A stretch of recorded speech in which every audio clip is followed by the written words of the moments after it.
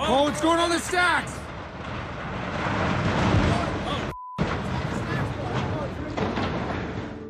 In under a minute, over 60 shipping containers fell from a cargo ship called Mississippi in the port of Long Beach. They didn't just fall into the harbor. Some crushed a barge built to fight pollution. Yes, you heard that right. A clean air machine was struck by the very accident it was meant to prevent. The scene looked chaotic. Cranes froze mid-air, workers scattered, a slick spread on the water. One man was hurt. Quickly, a safety zone was declared. Salvage crews moved in. Headlines called it shocking. But that's only the story above the surface. The real story begins the moment those steel giants hit the sea. Because here's the question no headline can answer. What really happens when dozens of containers vanish underwater? Do they float? Do they sink? Do they wash up years later? Can they be recovered? And what happens to the ocean when they can't? It gets even stranger. Today we'll follow a fallen container from the moment it tips to the moment it disappears into the dark. We'll see how stacks fail, what the sea does next, how salvage teams hunt what they cannot see, and why this dramatic spill may not be the worst in history. The headline is loud, the deeper story is louder. So how does this even happen? How do dozens of heavy steel boxes, each weighing several tons, suddenly topple like toy blocks? The short answer is container stacks are held in place by a system that usually works until it doesn't. Each container is locked to the one below it using metal devices called twist locks. Stacks are then lashed with heavy steel rods to keep them stable during storms, turns, and loading. On paper, it's a secure system. In practice, one weak link can trigger a chain reaction. Think about it. When a crane operator begins unloading, the moment straps or locks are released, the balance of a stack can shift. If weight isn't distributed evenly, one container sliding out can start a domino effect. That's what investigators suspect may have happened in Long Beach. The National Transportation Safety Board and Coast Guard are now examining exactly where the failure began. But that's not all. History shows that stacks can fail for more than one reason. Sudden ship movements, uneven loading, or even lashings that weren't tightened properly. On rough seas, there's also something called parametric rolling, a violent rocking motion that makes container towers sway until they collapse. In port, though, the danger usually comes from human factors and unloading dynamics. And here's the crazy part. Once the fall begins, there's almost no stopping it. Steel boxes tumble with enough force to crush barges, punch holes in decks, or vanish straight into the water. It happens fast, and by the time crews react, dozens can already be gone. But listen to this. The real mystery starts after they hit the sea, because once a container is underwater, its fate becomes far less predictable. When a container splashes into the sea, its fate is not as simple as sinking straight to the bottom. Some float, some half submerge, some drift for weeks before vanishing. Here's why. Most containers are sealed, at least at first. That means pockets of trapped air give them enough buoyancy to stay afloat. But containers are not watertight forever. Steel bends, doors warp, and joints split. As water seeps in, weight increases, and the slow slide to the seabed begins. But that's not all. Cargo inside matters too. If a box is filled with electronics, clothing, or plastics, it may float longer. If it's packed with metals, machinery, or chemicals, it can sink in hours. Some sink partway, becoming ghost hazards just below the surface, exactly where fishing nets and ship propellers can strike them. And yes, sometimes they don't stay lost. History is full of examples where containers wash up on beaches years after an accident. In 2019, the MSC Zoe spill scattered hundreds of boxes across the Dutch and German Wadden Islands. In 2018, the YM efficiency spill littered New South Wales with debris, forcing years of cleanup. What falls in the ocean doesn't always stay hidden. But here's the twist. Once containers do sink all the way down, they don't simply disappear. On the seafloor, they begin a second life, one that can last for decades.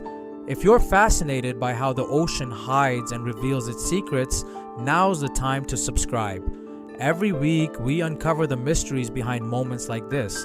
And trust me, the next story is even stranger. once a container reaches the seabed, the story changes. It is no longer just lost cargo, it becomes part of the ocean. At first, it's a steel box sitting in silence, but quickly, life moves in. Barnacles attach, corals grow across the frame, fish and crabs treat it like a reef. In places where the seabed is flat and barren, a container can create a new ecosystem almost overnight. But it's not always harmless. Many containers carry plastics, chemicals, or machinery coated with oils and paints. When those leak, they pollute the very waters that surround them. Sometimes cargo bursts free and scatters. Shoes, toys, furniture, even dangerous goods washing ashore or drifting across currents. It gets worse. Containers lying in shallow waters can become a hazard for fishing boats. Trawlers have snagged nets on half-buried boxes. Some vessels have even been damaged by striking submerged containers they couldn't see. In Australia, the YM efficiency spill left wrecks of containers that tangled gear and closed fishing grounds for years. And here's the eerie part. In deeper waters, where pressure is crushing and sunlight never reaches, those same boxes may sit untouched for decades, slowly corroding, slowly collapsing, but still shaping the deep, turning into artificial reefs, or in some cases leaking into food webs we barely understand. So what happens when humans try to get them back? That is where the challenge truly begins. When containers fall near a busy port, the rule is simple: recover them fast. That's exactly what's happening in Long Beach right now. The Coast Guard marked a 500-yard safety zone around the ship. Salvage crews are mapping the harbor floor with sonar, tagging targets, and sending divers and ROVs to secure lifting gear. Barges and cranes are already at work, pulling boxes out of the water, and because the spill struck a pollution control barge, teams also raced to contain a light oil sheen before it spread further. But here's the catch: every lift costs thousands of dollars, and the bill usually lands on the ship's owners or their insurers under a principle known as polluter pays. So when the accident happens close to shore, recovery is expensive but doable. Out in the open ocean, though, it's a different story. Containers lost in deep water are rarely retrieved. Some sink miles down where no crane can reach. Others drift in currents for months before vanishing. Instead of recovery, authorities issue warnings to ships and sometimes track the debris if it threatens coastlines. But listen to this. There are cases where recovery efforts stretched on for years. After the YM efficiency accident in 2018, Australia ran a multi-year program to remove dozens of boxes from the seabed off New South Wales. It was one of the costliest cleanups in the region's history, and still, some containers are left behind forever. Too deep, too risky, too costly. The ocean keeps them, turning them into permanent artifacts of human trade. But was Long Beach really one of the worst container losses ever? Not even close. The numbers tell a very different story. The headlines made Long Beach sound like a record-breaking disaster, but here's the truth: it isn't even close. Yes, over 60 containers tumbling into a harbor is dramatic. Yes, it shut down part of America's busiest port for hours, but compared to the biggest container losses in history, it's a small fraction. Take the one Apis incident in 2020.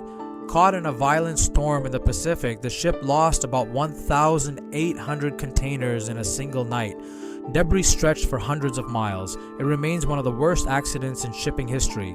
Or the Svenborg Maersk in 2014. Battered by a North Atlantic storm, it shed over 500 containers.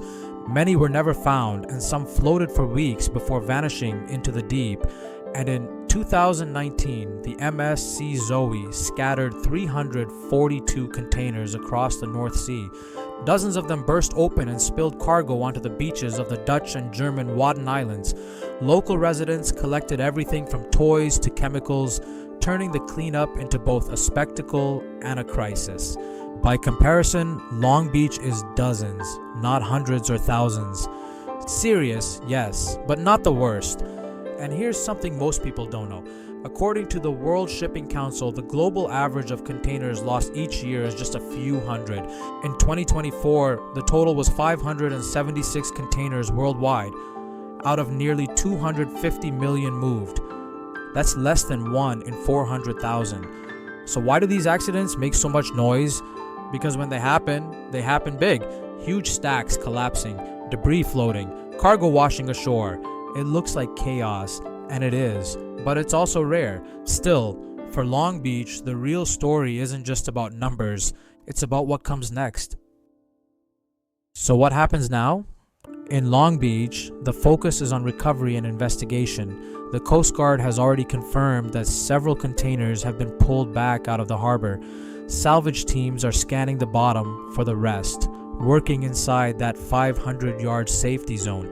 Every box must be located, lifted, and logged before the port can fully return to normal. At the same time, inspectors are assessing the damage to the STAX emissions capture barge. This was the irony of the accident, a clean air system struck by falling cargo. It left behind a light oil sheen that had to be contained quickly, and now crews are checking for structural damage before the barge can operate again. But that's not all. The National Transportation Safety Board and the U.S. Coast Guard are investigating exactly how the stacks collapsed. Were the lashings released too soon? Was there a failure in the twist locks, or did human error trigger the domino effect? Those answers could take months to confirm. Meanwhile, shipping companies and insurers will be calculating the cost. Each container is worth tens of thousands of dollars. Factor in cleanup, salvage, damaged equipment, and the investigation itself, and the bill will stretch into the millions. For now, operations at the port have largely resumed, but this accident won't be forgotten soon. It's already sparked debates about safety during unloading and whether ports are prepared for accidents of this scale. And here's the bigger picture. Long Beach is only one port. Around the world, container spills, rare as they are, leave behind scars the ocean keeps for decades. Which brings us to the final question. What does this all mean for the sea itself? The Long Beach spill is dramatic, but it isn't unique. Every time containers go overboard, the ocean is left with more than just debris. Some boxes are recovered, lifted out by salvage teams working day and night. Others drift until they break apart, spilling cargo onto distant shores, and some sink quietly into the dark, where they may sit for decades. Down there, they rust and collapse. They become artificial reefs where corals grow and fish gather. At the same time, they can leak plastics, chemicals, or oils. Long after the headlines have faded, each box becomes part of the ocean's hidden archive, evidence of trade, failure, and the cost of moving the world's goods. But here's the deeper truth. Accidents like this remind us how fragile the system really is. A ship can carry thousands of containers, yet one failure can scatter them like dominoes. And when they fall, the sea decides their fate. Sometimes it gives them back, washed up on beaches. Sometimes it keeps them forever, locked away in silence. So was Long Beach the worst in history? Was it shocking? Yes, and it shows us something bigger, that even in a world of precision engineering and global trade, the ocean still has the last word. If you found this journey into the hidden life of lost containers fascinating, make sure to subscribe, because next time we'll dive even deeper into the strange things the sea has claimed and the mysteries it has yet to reveal. The headline is fading. The ocean story is only beginning.